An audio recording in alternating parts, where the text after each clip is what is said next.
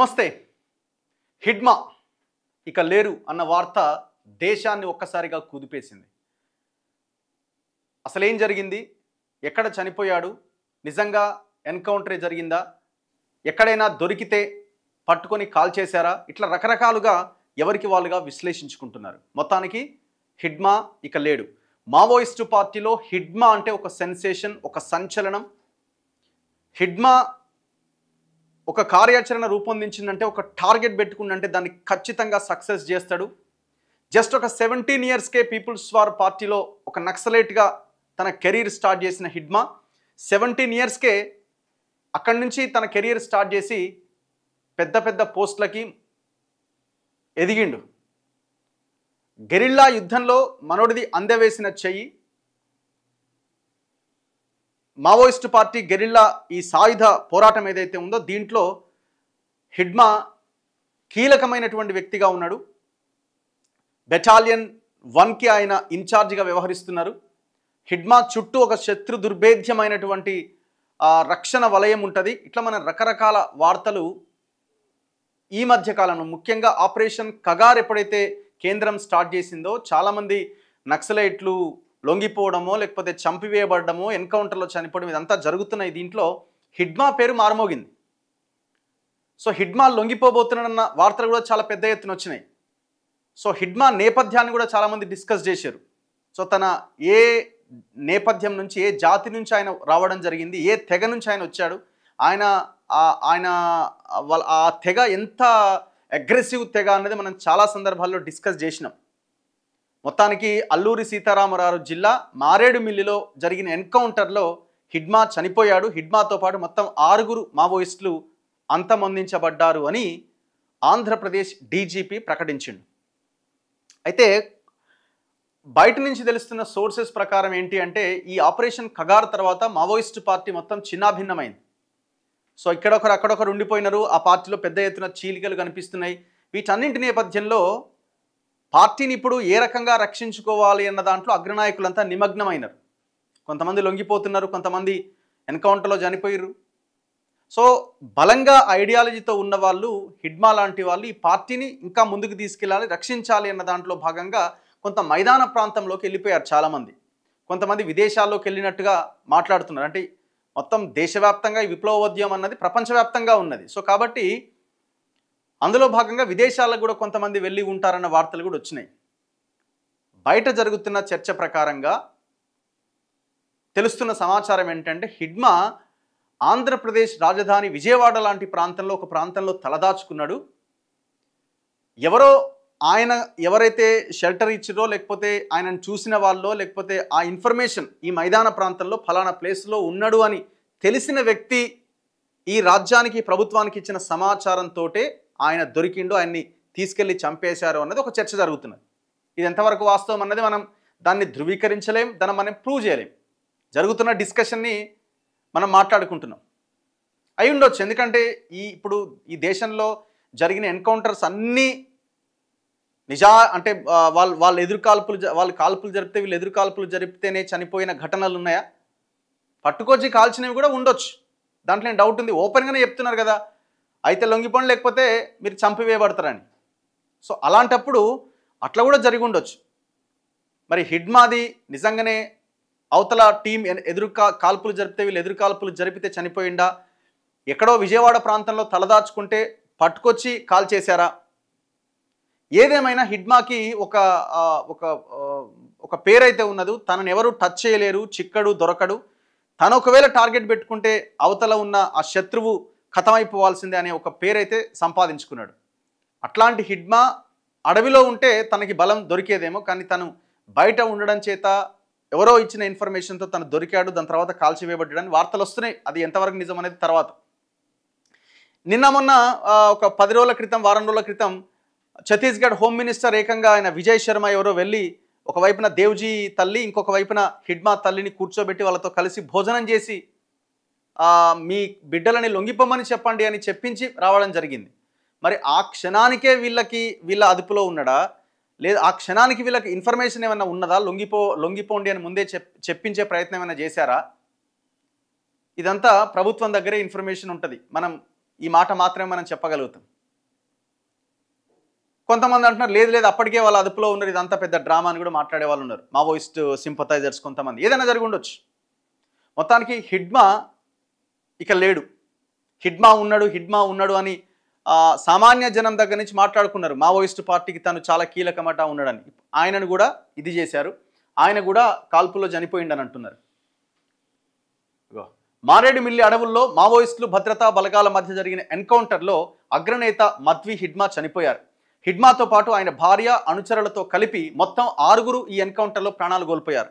ఎన్కౌంటర్లో హిడ్మా భార్య కూడా హేమ, ఆమె పేరు రాజక్కార్ సంథింగ్ ఏదో పేరుంది, ఆమె కూడా చనిపోయారట.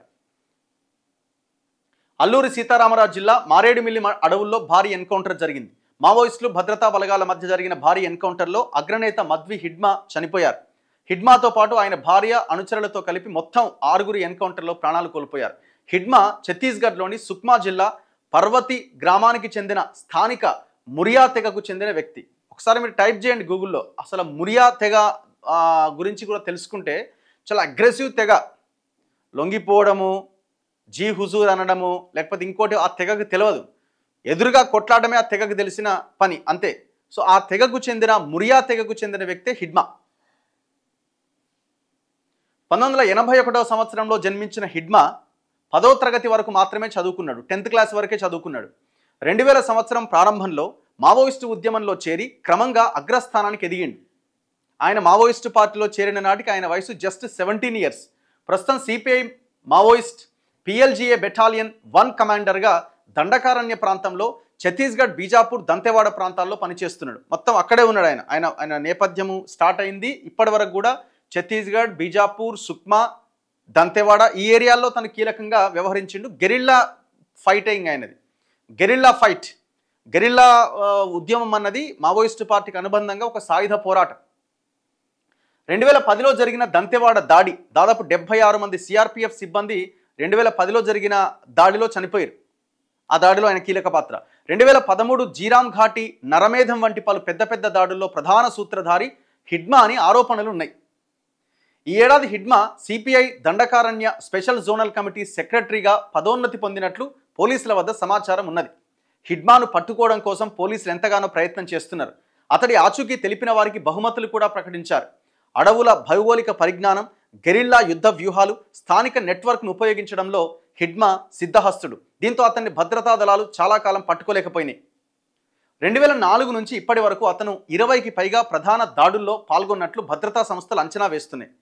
20కి పైన దాడులు, వేలాది మంది సిబ్బందితో పెద్ద ఎత్తున చేపట్టిన ఆపరేషన్లు కూడా హిడ్మాను పట్టుకోలేకపోయినాయి. ఎట్టకేలకు మారేడుమిల్లి అటవీ ప్రాంతాల్లో హిడ్మా, అతడి అనుచరులు షెల్టర్ తీసుకున్నారనే విశ్వసనీయ సమాచారం పోలీసులకు చిక్కింది. భద్రతా బలగాలు పెద్ద ఎత్తున అక్కడికి చేరుకొని కాల్పులు జరిపినాయి. ఈ కాల్పుల్లో హిడ్మాతో సహా 6 మరణించినట్టుగా పోలీసులు చెప్తున్నారు. ఒక్కసారి మీరు టైప్ చేయండి మురియా తెగ గురించి మీరు తెలుసుకుంటే వాళ్ళ, సరే అది మనం తర్వాత మాట్లాడదాము. మీరు గూగుల్ వికీపీడియాకి వెళ్తే చాలా ఇన్ఫర్మేషన్ ఉంటుంది. సో ఇక్కడ కూడా రాయడం జరిగింది. People's liberation guerrilla army PLGA. So ఆ బెటాలియన్ 1కి తను ఇన్ఛార్జిగా వ్యవహరిస్తున్నాడు. అసలు PLGA అంటే ఏంటి? పీపుల్స్ లిబరేషన్ గెరిల్లా ఆర్మీ అనేది కమ్యూనిస్ట్ పార్టీ ఆఫ్ ఇండియా మావోయిస్టుకు చెందిన ఒక సాయుధ విభాగం. ఆ బెటాలియన్ 1కి తను ఇన్ఛార్జ్. ఇది భారతదేశంలో నిషేధించబడిన రాజకీయ సంస్థ. ఇది సుదీర్ఘ ప్రజాయుద్ధం ద్వారా భారత ప్రభుత్వాన్ని పడగొట్టాలనే లక్ష్యంతో ఉండేది. 2000 డిసెంబర్ 2న ఈ పీపుల్స్ లిబరేషన్ గెరిల్లా ఆర్మీ స్థాపించబడ్డది. కొయ్యూరులో ఎన్కౌంటర్లో మరణించిన వారి 3 సెంట్రల్ కమిటీ సభ్యుల మొదటి వర్ధంతి సందర్భంగా ఈ పీపుల్స్ లిబరేషన్ గెరిల్లా ఆర్మీ స్థాపించబడింది. 2004లో people's war group Maoist communist centre of ఇండియాతో కలిసి కమ్యూనిస్ట్ పార్టీ ఆఫ్ ఇండియాగా ఏర్పడ్డప్పుడు వారి సంబంధిత సాయుధ విభాగాలు కూడా విలీనమైనవి. అందువల్ల పీపుల్స్ లిబరేషన్ గెరిల్లా ఆర్మీతో కలిసి పీపుల్స్ లిబరేషన్ గెరిల్లా ఆర్మీగా ఏర్పడ్డాయి. సో ఇట్లా ఈ రకంగా వీళ్ళు ఈ అటాక్స్ చేయడంలో సిద్ధహస్తులని దీంట్లో ఇదిగా పెడతారు. దాంట్లో బెటాలియన్ 1కి తను ఇన్ఛార్జిగా కొనసాగుతున్నారు. మొత్తానికి ఆయన భార్యతో పాటుగా 6 ఈ ఎన్కౌంటర్లో ప్రాణాలు కోల్పోయారు. ఎక్కడో మైదాన ప్రాంతంలో ఉన్న హిడ్మా, తలదాచుకున్న హిడ్మాని ఎవరో కొంతమంది ఇచ్చిన ఇన్ఫర్మేషన్తో పోలీసులు పట్టుకున్నట్టుగా వార్తలు అయితే బయట చక్కర్లు కొడుతున్నాయి. హిడ్మా ఫోటో కూడా మొన్నటి వరకు ఎవరి దగ్గర కనబడలేదు. ఇప్పుడు తాజాగా ఆయన ఫోటోలు బయటకు వస్తూ ఉన్నాయి ఒక్కొక్కటిగా. సో ఇంకా ఈ పార్టీలో కీలకంగా వ్యవహరిస్తున్న వాళ్ళలో సెంట్రల్ కమిటీలో ఉన్న వాళ్ళు కూడా ప్రాణాలు కోల్పోతున్న ఈ తరుణంలో మావోయిస్టు పార్టీకి అతిపెద్ద భారీ దెబ్బగా కనబడుతున్నది.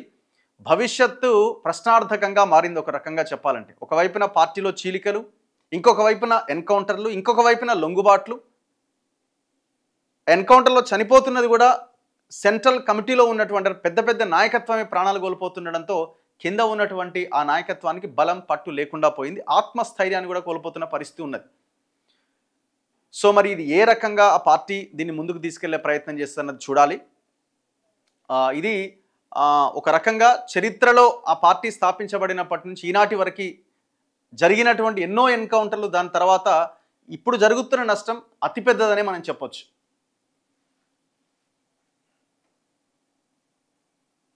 So Hidma Purvati village of south Sukma in the Indian state of Chhattisgarh. So తనది ఛత్తీస్గఢ్లోని సౌత్ సుక్మా ప్రాంతమైన పుర్వాతి అనే విలేజ్ వాళ్ళది. హీఈస్ ఆల్సో నోన్ హ్యాస్ హిడ్మాలు అలియాస్ సంతోష్ తన పేరు. And is the face of Maoist in Bastar. So ఒక్కొక్క ప్రాంతంలో ఒక్కొక్క పేరు, అక్కడ సంతోష్ అనే పేరుతో పిలిచేవాళ్ళు. After completion of education up to 10th class, he joined the party and became a master strategist of military operation and guerrilla warfare. Guerrilla యుద్ధం చేయడంలో మనోడు సిద్ధహస్తుడు అనమాట. హిడ్మా వాజ్ అరెస్టెడ్ ఇన్ 2016 అట. 2016లో అరెస్ట్ అయ్యిండు అలాంగ్ విత్ 6 అదర్ ఎలేజ్డ్ నక్సల్స్. ఇంకొక 6 నక్సల్స్తో పాటు ఆయన 2016లో ఒకసారి అరెస్ట్ అయ్యిండు. At the time he was considered ఏ లో లెవెల్ పార్టిసిపెంట్ అట. అప్పుడు పెద్దగా ఆయనకి పేరు లేదు.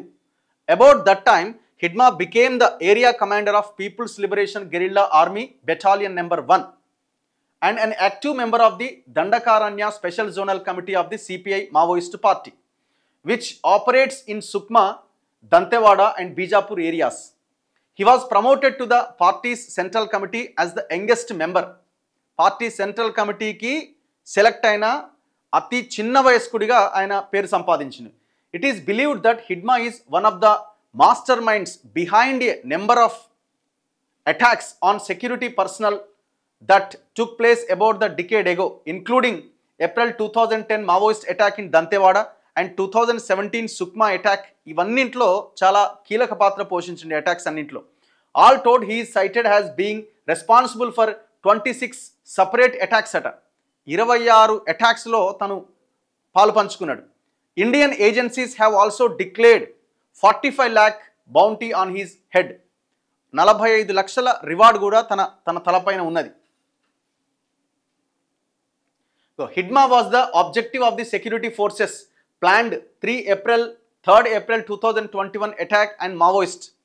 Their intent had been to capture Madhvi Hidma along with his associates. So ఆ రోజే ప్లాన్ చేసి తన్ని ఇచ్చేయాలని.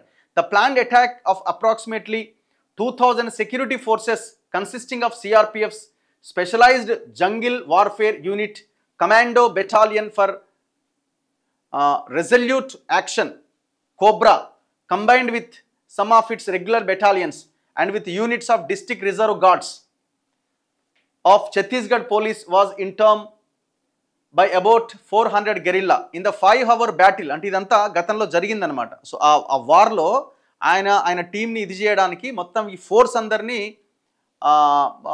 ఒక్కసారిగా అటాక్ చేసిరట. దాదాపుగా 5 గంటల యుద్ధం జరిగిందట.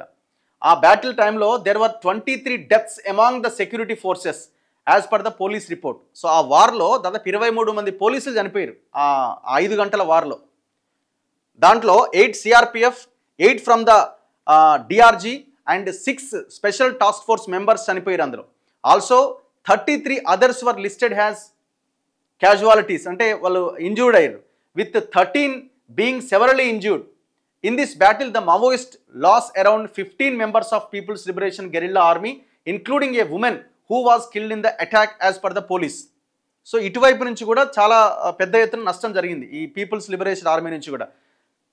The ambush occurred in the South Buster forest where security intel had indicated that a major meeting of militants was to occur, అంటే అక్కడంతా వాళ్ళు సమావేశమైన సందర్భంగా జరిగిన అటాక్, 2021 అటాక్ ఇది.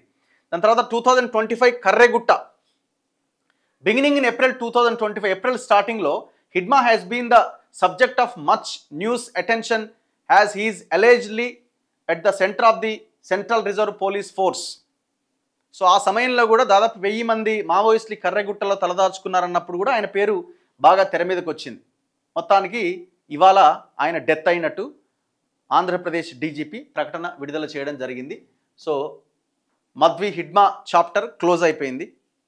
సో ఇక మావోయిస్టు పార్టీకి దేవుజీ ఇంకా గణపతి ఇట్లా కొంతమంది మాత్రమే మిగిలి ఉన్నారు. చాలామంది లొంగుబాటులో ఉన్నట్టుగా కనబడతా ఉన్నది.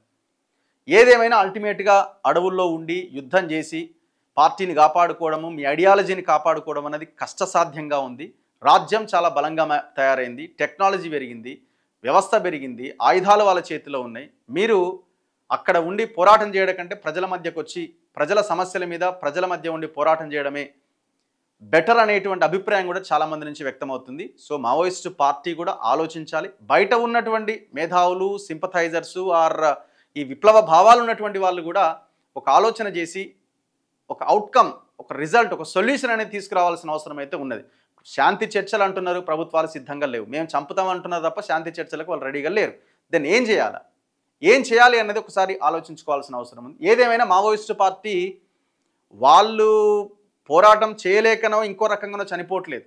ఎవరైతే అదే మావోయిస్టు పార్టీలో ఉండి బయటికి వస్తున్న క్రమంలో పోలీసులతోనో రాజ్యంతోనో కొల్లుడైపోయి లీకులు ఇవ్వడం ద్వారా ఈ కొంతమంది ద్రోహుల ద్వారానే ఆ పార్టీకి పరిస్థితి ఎదురవుతున్నది. దాంట్లో ఎలాంటి సందేహం లేదు. చూస్తూనే ఉండండి మన తొలి వెలుగు.